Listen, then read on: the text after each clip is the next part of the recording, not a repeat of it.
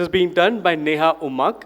She's performed with the Indian Army, the Navy and the Air Force and the Rotary Club as well. She's also worked with many celebrities in the past. Please give a big round of applause for Neha.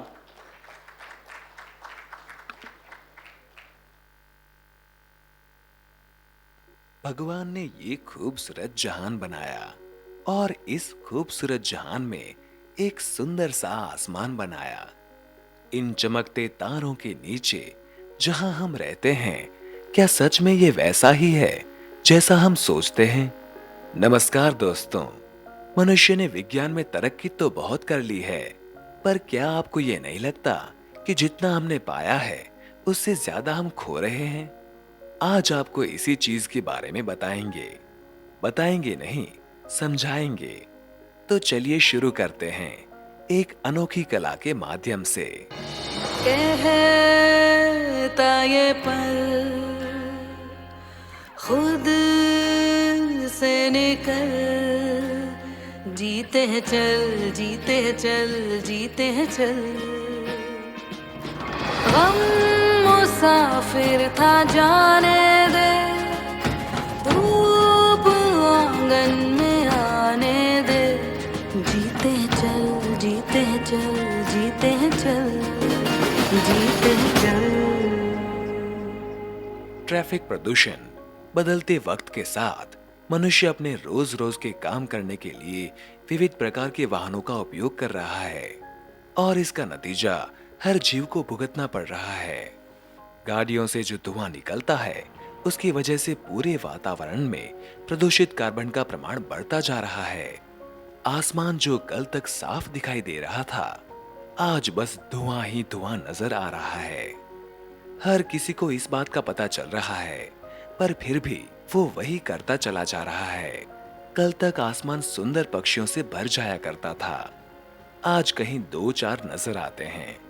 पहले कभी सुनाई देती थी कोयल, चिड़ियों की मधुर कूक, और आज तो सिर्फ ट्रैफिक में खड़ी गाड़ियों की बेसुरी चिल पुकार। सोचो ना कोई हो एयर पोल्यूशन, जब हम कर ले एक रेजोल्यूशन। सोचो होगी जिंदगी कितनी स्ट्रॉन्ग, सेहत से भरी with nothing wrong।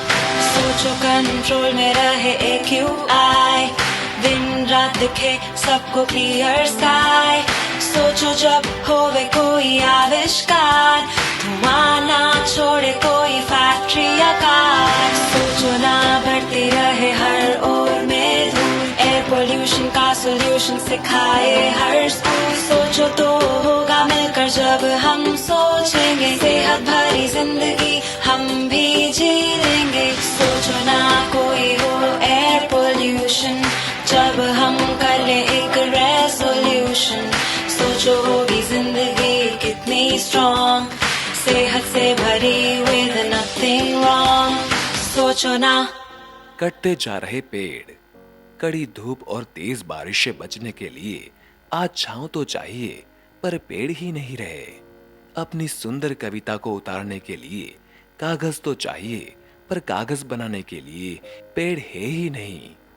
जिस कागज पर हम सुंदर चित्र बनाते हैं इस निसर्ग का, शायद उसी पेड़ का वो पेपर बनकर आया है। घर और ऑफिस तो सुंदर चाहिए, मगर खूबसूरत पेड़ नहीं। फूलों की खुशबू तो चाहिए, पर फूल को उगाने वाला पेड़ नहीं। मुझसे है सांसों की तुझ में रवानी, मैं ना रहा तो रहेगा न पानी। मुझसे है सांसों की तुझ में रवानी, मैं ना रहा तो रहेगा न पानी। मैं तेरा हिस्सा हूँ, तू मेरा हिस्सा है, मुझसे ही तू जिंदा है। ना काटो मुझे दुखता है, ना काटो मुझे बड़ा दुखता है।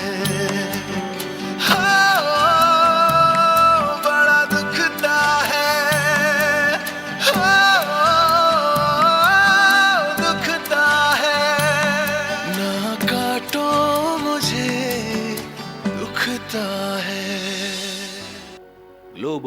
वार्मिंग। मौसम का तो अब पता ही नहीं चलता, कभी बारिश तो कभी धूप तो कभी गर्मी।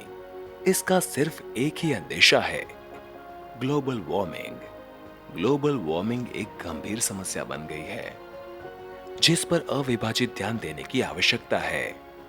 ये किसी एक कारण से नहीं बल्कि इसके कई कारण हैं। ये कारण प्राकृतिक और मानव निर्मित दोनों ही है। प्राकृतिक कारणों में ग्रीन हाउस गैसों की रिहाई शामिल है जो वातावरण में जम जाते हैं। इसी कारण तापमान में वृद्धि हो रही है। वाहन और जीवन शैली में ईंधन के अतिरिक्त उपयोग से कार्बन डाइऑक्साइड का स्तर बढ़ जाता है। इसके अतिरिक्त खनन और पशुपालन जैसी गतिविधियां पर्यावरण के लिए बहुत हानिकारक है। सबसे अहम मुद्दों में से एक है तेजी से हो रही वनों की कटाई।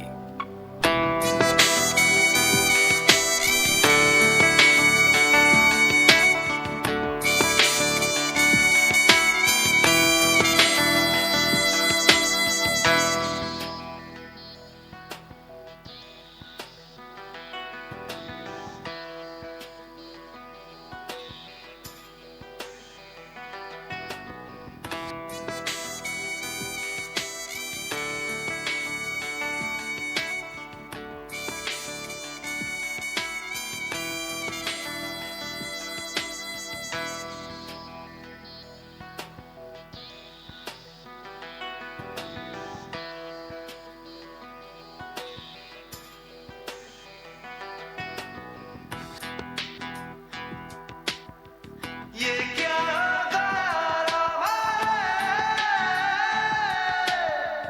ये क्या गया ये क्या गया ये क्या गया। प्लास्टिक प्रदूषण। प्लास्टिक बैग को यदि गौ माता खाएगी तो वो मर जाएगी। माँ फिर कहां से घर में दूध लाएगी। मछली जल की रानी है, जीवन उसका पानी है। प्लास्टिक का इस्तेमाल नहीं करके जान उसकी बचानी है। कदम कदम से प्लास्टिक हटाए जा, धरती को स्वर्ग बनाए जा। क्या पाओगे तुम इस सृष्टि को नष्ट करके? May I please request everyone to take their seats and enjoy the sand performance, please. May I please request everyone to take their seats and enjoy the sand artist performance.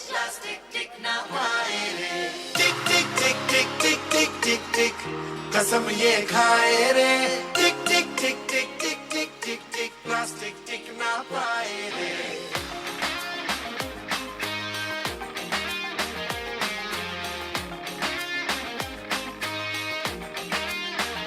अगर सुन लो जो संभले ना हम तो बम ये फट जाएगा कि बहती सी नदियां का ये पानी रुक जाएगा।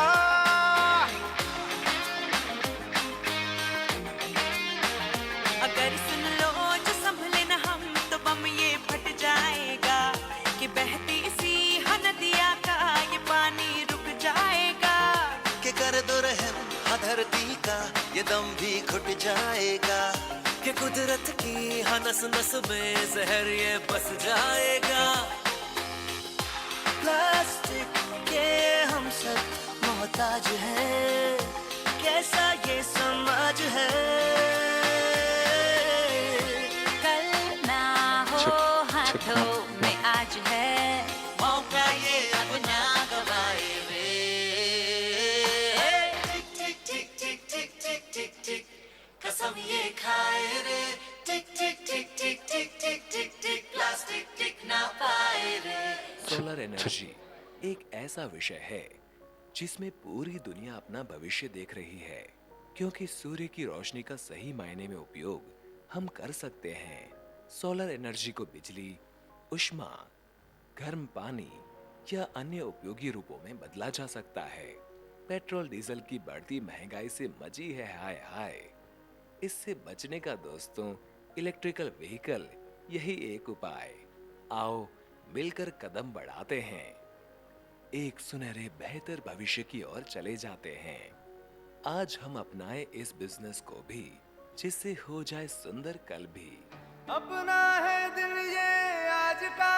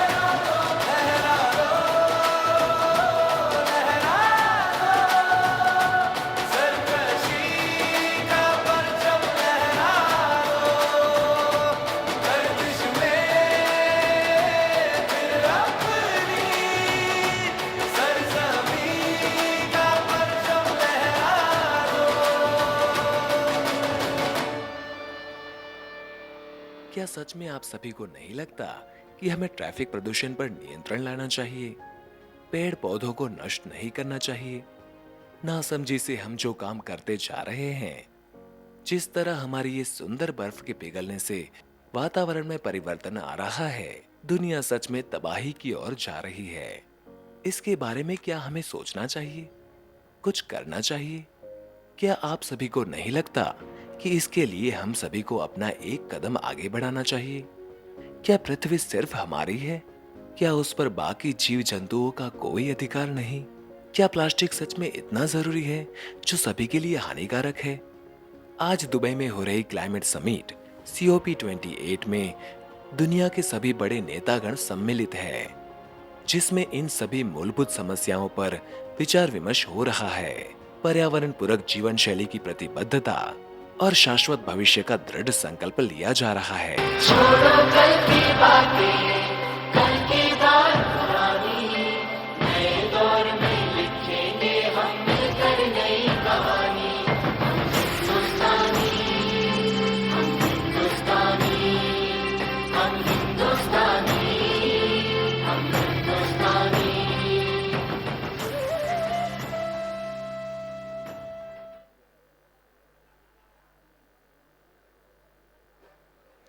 Everybody, please give a big round of applause for Neha. What a wonderful stand artist performance. Thank you so much. May I request everyone to please take their seats. We will now begin with the program. I hope you have all enjoyed the fellowship. Great. Ladies and gentlemen, distinguished guests, my name is Siddharth Bhagwat. I'm with the team of Sustain and Save, and I will be your host for this evening. It is my pleasure to welcome all of you on behalf of the J.P. Shroff Foundation and Sustain and Save on this momentous occasion, the first Sustainability Crusader Awards and launch of new initiatives in sustainability. May I please request, before we begin the program, that everyone put their phones on silent. Before we start the program, I'd like to request the following dignitaries to kindly bless this occasion by lighting the lamp.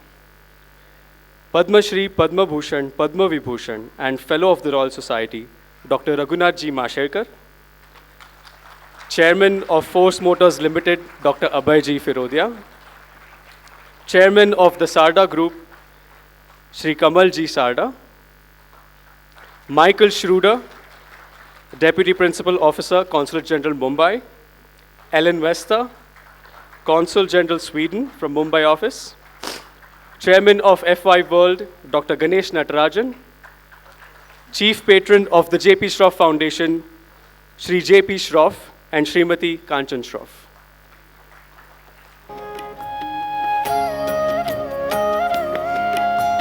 शुभं कुरुत्वं कल्याणम् आरोग्यं धनसम्पदः शुभं कुरुत्वं कल्याणम् आरोग्यं धनसम्पदः शत्रुबुद्धिविनाशाय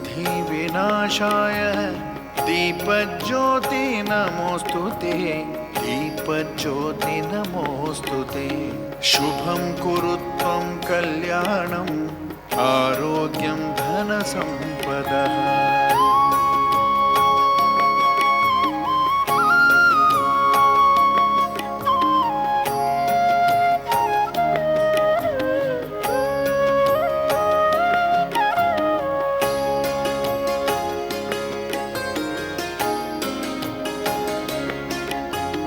दीपज्योतिः परब्रह्म दीपज्योति जनार्दनः दीपज्योतिः परब्रह्म दीपज्योति जनार्दनः दीपो हरतु मे पापं सन्ध्यादीप नमोस्तुते शुभं कुरुत्वं कल्याणम् आरोग्यं धनसम्पदः. Thank you, honorable dignitaries. I request you to please take your seats. We have all gathered here today to acknowledge and award eminent leaders in driving the sustainability revolution, not only in their own organizations, but some making groundbreaking impact all over the world. The awards will be followed by a special launch of unique initiatives in the sustainability space by the founders of Sustain and Save. But first, we will begin the program with a panel discussion and hear from some of the leading minds in sustainability to set the tone for the event and share with us their thoughts on the future of sustainability. May I please request the moderator of this panel discussion, Dr. Ganesh Natarajan, to come on stage. He's a distinguished alumnus of both IIT Bombay and NIT IE, now IIM Mumbai, with over 25 years in leadership as CEO of the leading companies like Aptech, Zensar Technologies. He's currently the chairman of F5 World, Honeywell Automation India, and Lighthouse Communities. Dr. Natarajan, I request you to please come on stage and introduce the panelists and our special guests and take over. Thank you. Thank you, Siddharth, and good evening to all of you. It's an absolute pleasure to be here. When we were first conceptualizing this event, we said that, look, sustainability, seriously, will we get 20 people to show up in the room? So for us, it's an absolute delight to see this absolutely houseful. So thank you for being here. We're going to do a very quick panel, which is just to bring in different perspectives on sustainability, more as a curtain raiser to some of the people we'll recognize and some of the initiatives we are launching today. So let me very quickly introduce you to the panelists and request them to come and join. The first, of course, is Mike Schreuder. Mike has spent the last 4 months in India and has an amazing career. So I was just telling him that at some point I'd like to talk to him beyond sustainability. But if you look at the background, served the United States as a Foreign Service Officer right since 2000, been posted across the Middle East, Latin America, and now in Mumbai. As a reporting officer in Jerusalem, Mike kept Washington abreast of West Bank, Gaza, humanitarian issues, which is, of course, the current topic of the day. He led the US narcotics interdiction programs in Embassy Bogota. While serving in Jeddah, Mike and his team led reporting on the rise of Mohammed bin Salman as the Saudi leader. On a tour in Montevideo, Mike successfully advocated for US agriculture and software companies during service as Deputy Political and Economic Section Chief. In Washington, D.C., he was a senior advisor on the Middle East Strategic Alliance, and most recently, he served as acting Deputy Chief of Mission and Political and Economic Counselor in Embassy Doha from 2020 to 2023. Mike and his wife, Jennifer, have 4 children, all of whom live with him in Mumbai. Mike, can I request you, sir, to please join us on the panel? Next, may I introduce Ashish Gaikwad, who is the Managing Director of Honeywell Automation India Limited. Ashish has over 32 years of experience in industrial automation and controls, industrial software applications, and is currently the Managing Director of Honeywell Automation and Honeywell's UOP India business, which is a combined business of over $500 million US. Honeywell Automation, as many of you will remember, was the erstwhile Tata Honeywell, the first public listed entity of the $35 billion Honeywell Corporation outside the US, and continues to be a proudly listed company, and is listed on the NSE and the BSE stock exchanges. Currently employs over 3,200 knowledge professionals, serving the automation and industrial software needs. Ashish began his career as a software engineer and has served Honeywell in multiple roles over the last 32 years of increasing responsibility in geographies including India, Southeast Asia, Asia Pacific, and the USA, and has been recognized for several business achievements, including Honeywell's highest recognition, the President's Club Award. Ashish also serves as a board member on Honeywell's non-profit organization, Honeywell Hometown Solutions, which is the India Foundation, and conducting all its CSR activities with this entity. Ashish is a Bachelor of Engineering Honors degree in Electronics and Electrical from Birla Institute of Technology and Science, Pilani. And I'm particularly delighted because, I had the privilege of hosting Vimal Kapoor, who's the current global CEO of Honeywell, in Mumbai earlier this year in February, literally weeks before he was named the CEO. And we had an absolutely fascinating discussion on sustainability and the kind of work that Honeywell is doing internally, as well as building products for the market. So delighted to have you here, Ashish. Please join us.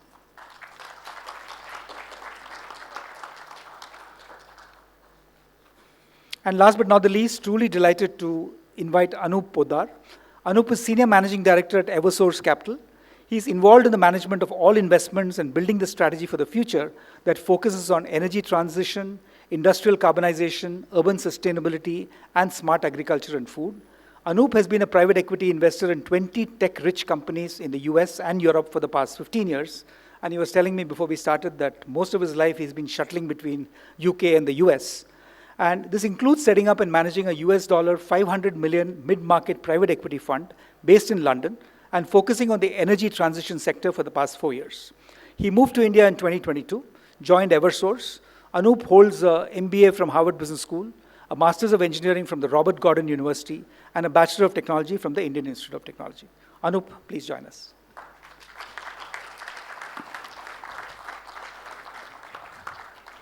So the way we'll do this, ladies and gentlemen, is talk about three things. And I'm first going to request Mike to talk about sustainability and, of course, the US point of view. As all of us know, the US has taken a lead in really the whole net zero movement in the world. And what we heard recently in Dubai, in the COP28, is a lot of initiatives, and some of which he will talk about. Then we'll get Ashish to talk a little bit about the responsibilities and the opportunities for the manufacturing sector. I clearly recognize a number of manufacturing CEOs in the audience, so it'll be good to understand his perspective. And then for the many entrepreneurs who are here, looking at sustainability as a possible area for the future, we'll certainly talk about what is it that a company as large as Eversource, which is raising hundreds of millions of dollars just to invest in sustainability, what do they look for, what kind of companies do they see? So we'll cover a very large gamut of information, and we have exactly 25 minutes to do it. So don't worry, nobody will get bored here. So with that, I request Mike to come up and maybe make your comments. Thank you, Ganesh, for that kind introduction. And to my esteemed colleagues here, other panelists, and especially to the participants here tonight, thank you for coming. This is an honor for me and for the US Consulate to be here tonight, to be able to have a voice, to be able to participate in this important discussion on sustainability. For US policy here in India, sustainability is a center, it's an epicenter of our efforts on building the US-India bilateral relationship. This is a wonderful effort, and I offer all my congratulations to everyone in this room, to the leadership here in the chamber, and to the people of Pune who have been leaders in sustainability, in thinking, in engineering, in innovation. And so this is my first time. As Ganesh mentioned, I've only been here in India for 4 months, so this is my first time in Pune. And I'm here with my colleagues from the consulate. We have John. John is our foreign commercial service lead. He is the person to go to if you want to talk business, if you want to talk commercial interests, commercial ties with the United States. John's the guy. So I really appreciate everyone here tonight, and thank you. Today is a unique time to be discussing sustainability, because as you may know, just recently in Dubai, there was 190 world leaders, 190 countries represented in discussions at COP28. And senior members of our government, my government, were there participating in those discussions. And a big focus there, of course, is sustainability, making sure that we leave a better world, a better earth, a healthier earth, a cleaner environment for the next generations. And so again, here today, we are discussing something that is really at the forefront of international relations as we speak. Through actions at home and abroad, the United States and India are partnering to create sustainable jobs in this new sustainable marketplace that we are focused on. We strive in the United States, U.S. government is striving to build a healthier, livable planet for families across the globe for generations to come in close partnership with a number of different countries across the globe. I was just speaking to Anup, and Anup was asking me, hey, Mike, we want to get an update from you on the Inflation Reduction Act that was passed by Congress in 2002. And I said, Anup, I don't know. I wasn't exactly planning on getting into depth on that one. But he did point out that the sustainability in the United States really got a shot in the arm, a very positive shot in the arm, with the passage in 2022 of the Inflation Reduction Act. Our US Congress created incentives for clean energy and equity-centered environmental investments. So that piece of legislation in the United States will, in the coming years and decades, be seen as a fundamental shift in the US government's approach to incentivizing private business to help sustain our world, to help sustain the globe.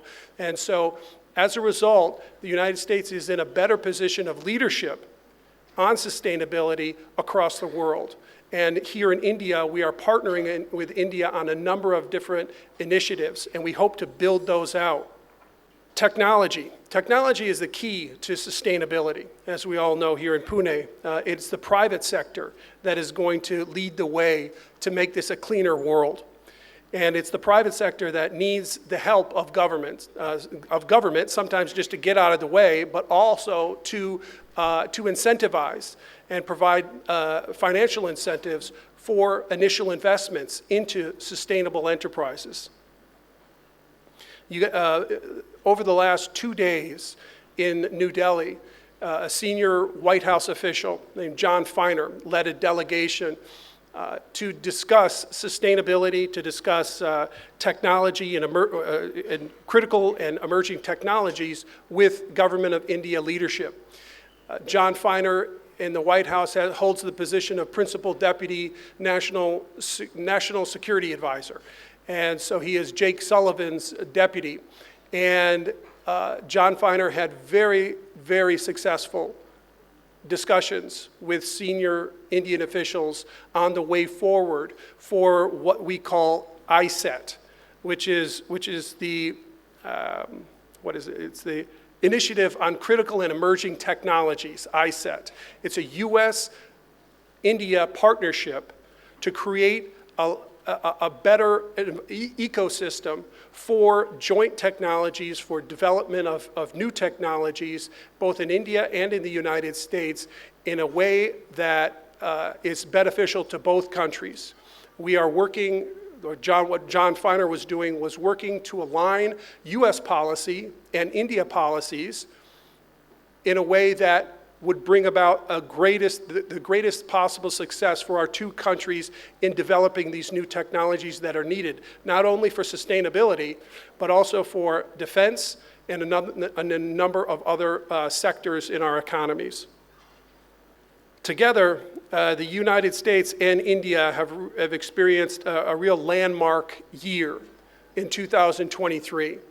There was a very successful visit by the Prime Minister, Modi, to Washington, to the United States. And that for many people in the United States was really the first time that they saw India as that strategic partner that it is today. And the United States is in a position, everywhere I went last year in the United States, everyone was talking about India. And it is right now, we are at a very special place in our bilateral relationship. And I want to underscore to everyone here tonight that there may be distractions. We may have certain issues that we're working on together, law enforcement issues, but that's what we call international, that's what we call bilateral cooperation. And the state of the US-India relationship is very strong.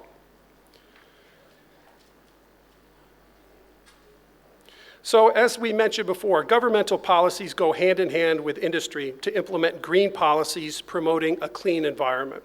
One example is the US government's Development Finance Corporation's loan of $425 million to TP Solar Limited, a major project to finance the construction and operation of a greenfield 4-gigawatt solar cell and 4-gigawatt solar module manufacturing facility here in India. This type of collaboration is essential to amplify efforts to achieve meaningful impact in addressing sustainability challenges in the long term.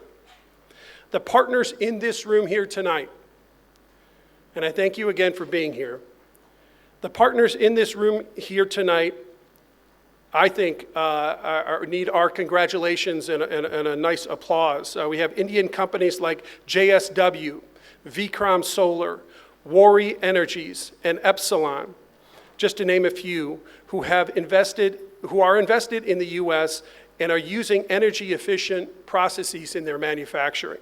Really cutting-edge stuff, very, very cool stuff. We need Indian engineers, industrialists, and entrepreneurs to work with those from the United States as the problem solvers, paving the way to a cleaner environment. And I want to underscore one thing before I conclude. I want to underscore women's economic empowerment.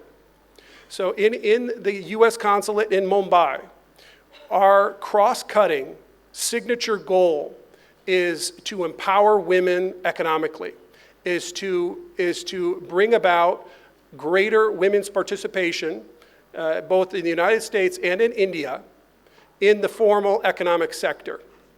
And so we had discussions today in the chamber about this effort and how we can partner, that we in the United States mission here in India and the chamber here in Pune and Maharashtra at large can partner to make that happen. So I throw that out there, and I welcome people's, if you have an initiative that you would like to share with the US Consulate, we are here, and I look forward to the discussion here tonight. Thank you all very much, and congratulations on this, on just holding this discussion and for being a real leader, an inspiring leader on sustainability in the world. Thank you very much, Mike. I think that was truly encouraging. As many of you would have noticed, I mean, there's a data element floating around that if we have to get the climate change to be less than or equal to 1.5 degrees centigrade rise by 2050, it needs a 9.2 trillion every year investment in adaptability and technology, and that's 3.5 trillion more than what's happening today. And as Prime Minister Modi said in Dubai, I think the Global South is looking at countries like the US to really participate, collaborate, and make that happen, and I'm sure we'll see that happening. So with that, let me segue into the point that Mike mentioned, that it's a combination of government and industry.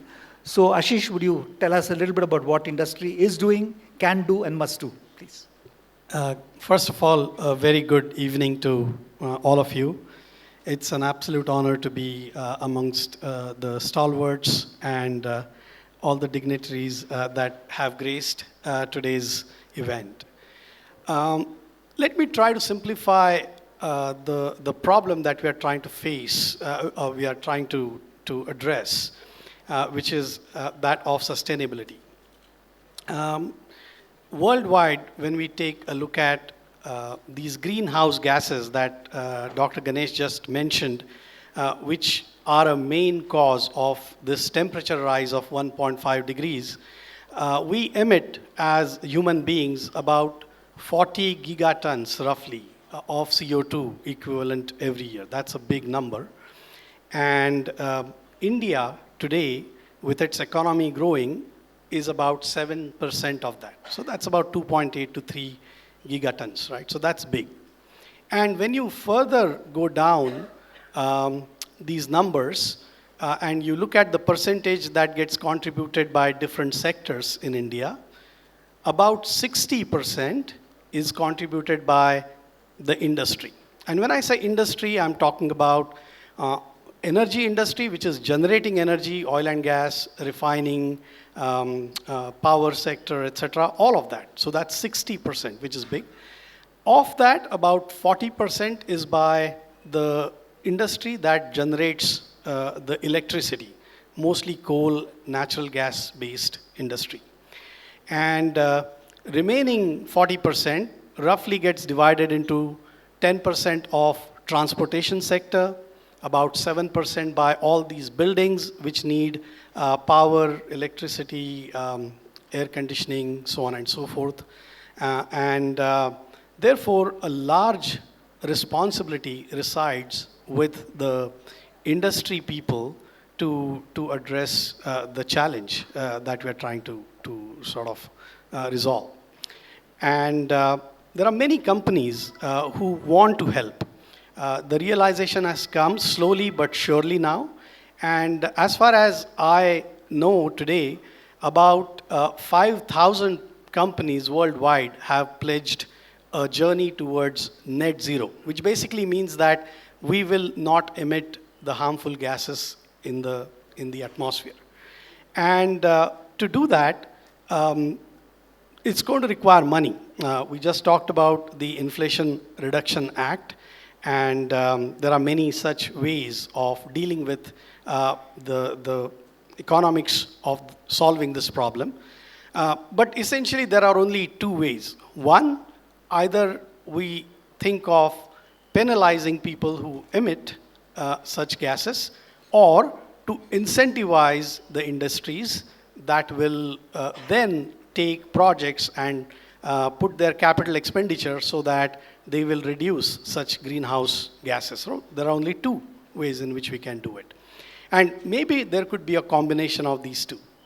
What we see in the industry, though, is there is also a need for investing in a big way into the technology that needs to come up and that needs to scale up, so that the sustainability, which today comes at a very high cost, can be scaled up, and therefore that scaling up will reduce the cost and therefore the burden of people who then want to use renewable energy, who want to use all the other benefits that will come out of the sustainability products. And so at Honeywell, which is where I work, we are trying to take this as our main theme to invest our research and development and our technology so that we can not only nurture the technologies available today, but also invent and innovate new technologies, but then also scale them up. You have many examples in the past, in the history. When the first computers came up, somebody said that there is market for just about 6 such devices. This was way back. But when it scaled up, today everybody carries a computer in their pocket. Same thing with the cell phones. When the first cell phones appeared on the surface of this planet, the calls were costing exorbitantly high, but when the scale up happened, technology developed. Today, everybody has 2 cell phones in their pocket. I believe, as a participant in this entire mission to go towards sustainability, that with the development in technology and with the development that gets scaled up, we will be able to get the economics also right. We have to just try and be at it. Now, coming back to what Dr. Ganesh asked me, we have to do a few things, which is essentially to make sure that we continue to put pressure on all the stakeholders to stay the course and not give it up in the middle, and also keep ourselves honest, because there is this term which is getting very popular, which is called greenwashing, and we need to be absolutely away from that greenwashing. At Honeywell, what we are trying to do is we are trying to make sure that not only the new technologies which come up will be completely renewable, but the old technologies which we cannot just give up, which are the coal-fired power plants, for example. We just, as a country, cannot give up all of a sudden on coal power. We have so many lives and livelihoods that depend on that entire sector. We have to find a way to deal with that. And so therefore, things like whatever carbon dioxide that is getting emitted from such industries like power plants or steel industry or cement industry, we should be able to capture that, and not only just capture that, but utilize that carbon dioxide into useful fuels, and therefore make the whole economy circular, so that you are able to use that and not just let it be in the atmosphere, which will otherwise increase the temperature of the planet and therefore will cause disasters that we have seen so far. So I think the point that I'm trying to make is the problem is large. The companies and the industries need to commit to it, and therefore help us to scale the technologies and believe in it, so that we help in saving the planet that we all share today. So thank you very much for that. Thank you, Ashish. If any of you are in Bangalore and you'd like to see some really fascinating examples of what sustainable technologies are, I mean, just tell Ashish and visit their Bangalore center. So right from aviation to a whole bunch of areas, you'll be amazed at what is happening. Because as he said, I mean, right from decarbonizing existing products and processes to enabling solutions, I mean, like lithium, cobalt, etc., that we've all heard of, I think there's a whole range of stuff out there. And I'm actually delighted that the two young ladies who are going to launch their company later on this evening, Ankita and Pranati, actually, if you look at their 5 boxes of services, it's not just ESG, but also looking at the carbon footprint of products and helping you to reduce that. So I think that's a big opportunity. So let me segue immediately into the entrepreneurial opportunity. As I said, I really would like Anup to talk a little bit about what is the motivation for launching a special purpose fund that Eversource has done, and what do they see as entrepreneurial capabilities, opportunities, challenges going forward. Anup. Thank you, Ganesh. Thank you, Schroff Foundation, for inviting us here. And thank you, all of you, to come here. The room is full. The sustainability has arrived. We should all celebrate.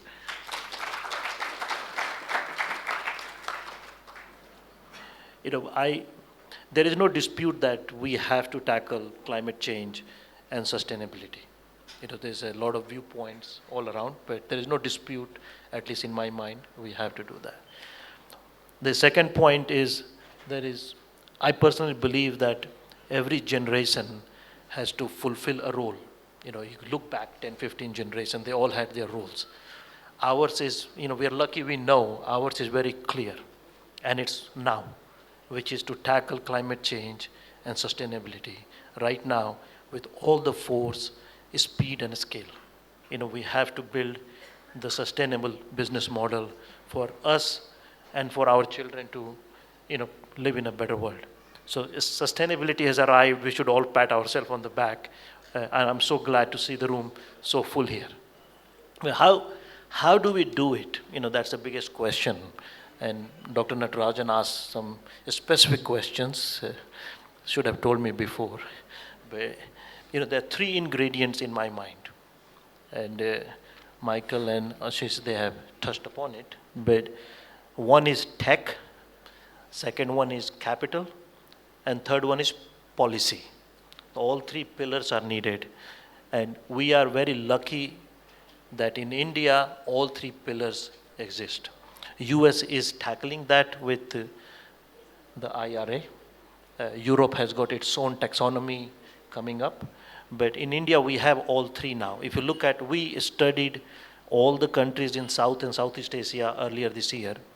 And it was very clear India had at least 5-year lead on policy making when it comes to sustainability-driven businesses. And that's the reason we are, just right at the heels of China. They have the lead, but there's no reason why we can't, accelerate, go past them as we go forward.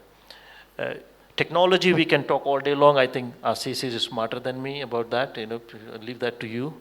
I can, add to whatever you say. On the capital side, we are a very large fund, so that's a default side of that, is that we invest in larger companies, infrastructure type of businesses. We have built one of the larger solar power generation business. We have the largest electric bus business. We have one of the largest electric taxi business. Right now we are pioneering a unique business which is producing biogas from waste, whether it is municipality waste, it's paddy stalks, or press mud coming from sugar mill or some other grass. So we're producing gas from them for use into CNG vehicles, for cooking at your home, and so on. Indian government is again bringing the policies to tackle all of that. There's a various kind of capital. In India, there is a bunch of capital available. You have got venture capital, philanthropic capital. You have got family offices investing into startups, providing that capital. We are providing larger scale capital. Then you obviously have got debt from banks. And then you have got grants from various sources, foundations, Gates Foundation, or somebody talked about Michael Dell and his foundation. So clearly there is a lot of money available through philanthropic means. It all takes time, it all takes a lot of effort, nothing is easy. But if you are at it, you've got a good story, you've got sincere attitude, I'm sure you will cut through all the challenges.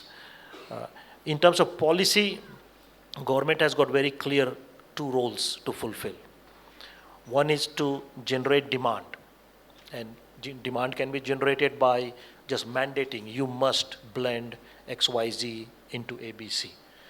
So that's generate demand, or make the alternate more expensive, put tax on diesel, petrol, for example. So they can generate demand by two means. And second, fulfill the viability gap funding. All these sustainability related products are more expensive today than their counterpart. And we know it's going to be better for us. We know the cost curve is going to come down. We know, this would be a long run success story, but today there is a financial gap that needs to be fulfilled. Government has a role to play to come in with tax incentives, grants, to make sure the product which I'm making is financially viable. And I'll give you one example which was done overseas. We are all used to now cheap solar energy. It was almost like 3 rupees per unit production cost or less compared to what it was 10 years ago, maybe 10 times more. And the German people, they paid the tax for it. Germany made a decision, I'm going to go wind and solar, and it was very expensive to put, but they did that, and as a result, cost came down over time. The world benefits. Somebody has to pay the tax to get the technology developed. China did the same for mobility. We are talking about in India, especially now, 2-wheelers and 3-wheelers being cheaper than electric, being cheaper than petrol, diesel, or even some cases CNG.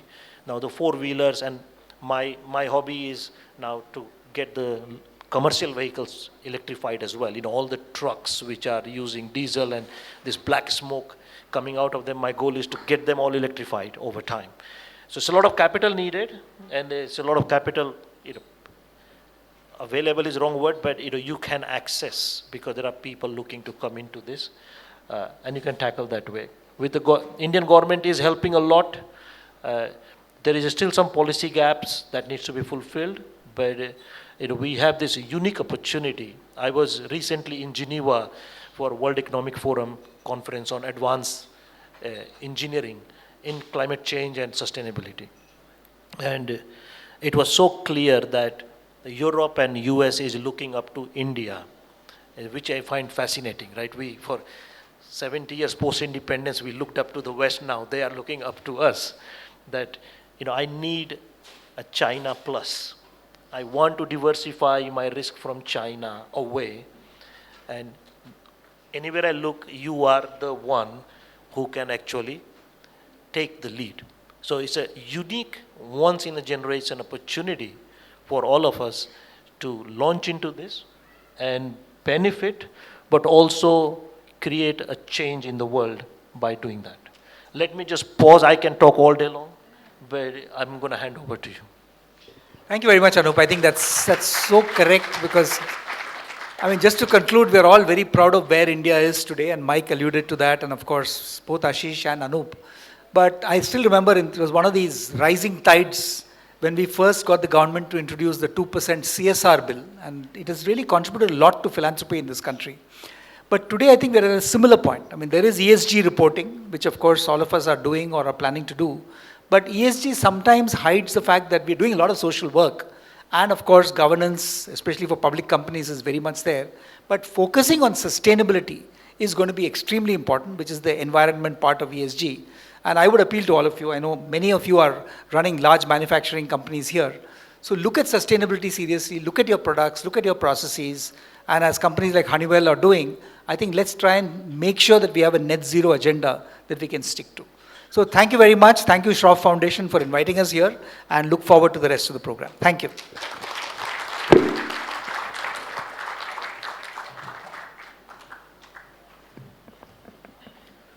Thank you very much, panelists, for a very insightful, knowledgeable discussion on the future of sustainability.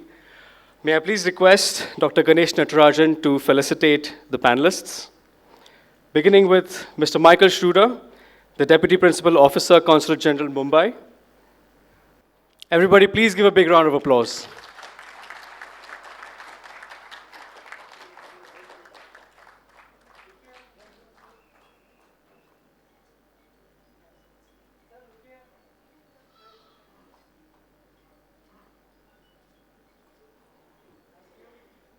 Up next, Mr. Ashish Gaikwad, Managing Director of Honeywell Automation India.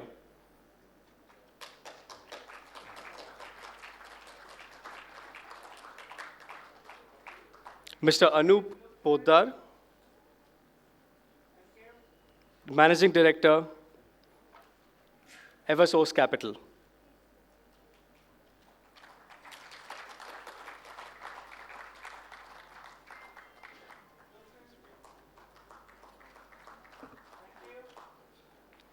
And may I please request Pranati Shroff Munot, Director Sustain and Safe, to felicitate the wonderful panel moderator, Dr. Ganesh Natarajan.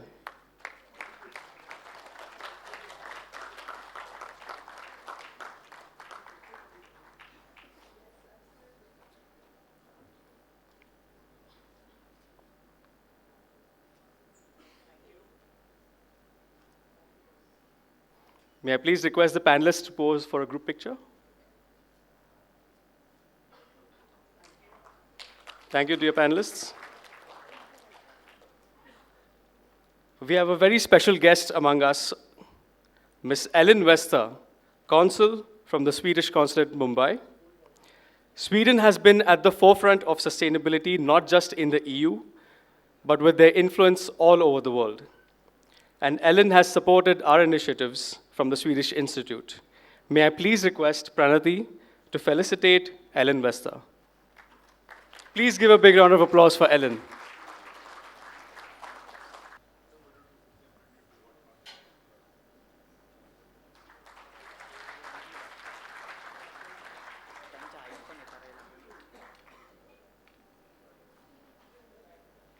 Thank you, Pranati and Ellen.